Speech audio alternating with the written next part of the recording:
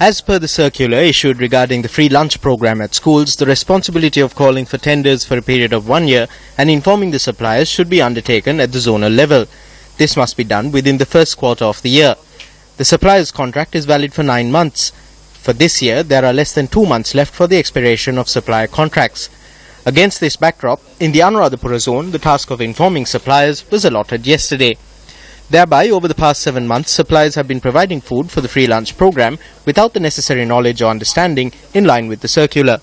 Since the suppliers could change when tenders are called for next year, conducting the awareness program yesterday for the current suppliers with less than 2 months left on the contract was not a fruitful exercise. These suppliers, who are some of the beneficiaries, are facing a far more serious hardship at present than the lack of an awareness program. This is because the Anuradhapura Zonal Education Office has failed to make the payments due to the suppliers for the last 2 months. The Zonal Education Office, which claims it does not have the funds to make these payments, conducted yesterday's awareness program under a budget of more than 200,000 rupees.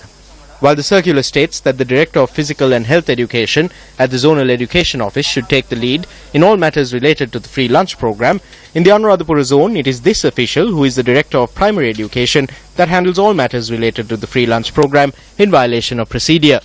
Incidentally, his wife is the Zonal Education Director.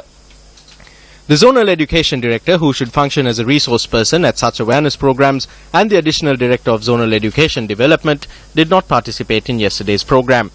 While there are 5 schools in the Anuradhapura zone with auditoriums that have the facilities for such programs, this hall with less facilities was booked for the program using the daily allocation of 22 rupees and 50 cents per student for the free lunch program.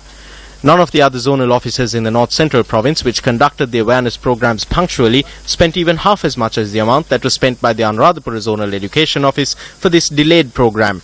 Given that none of the auditoriums at the schools in the Anuradhapura zone were booked yesterday, can one condone the Zonal Education Director's decision to waste public funds in booking a private hall?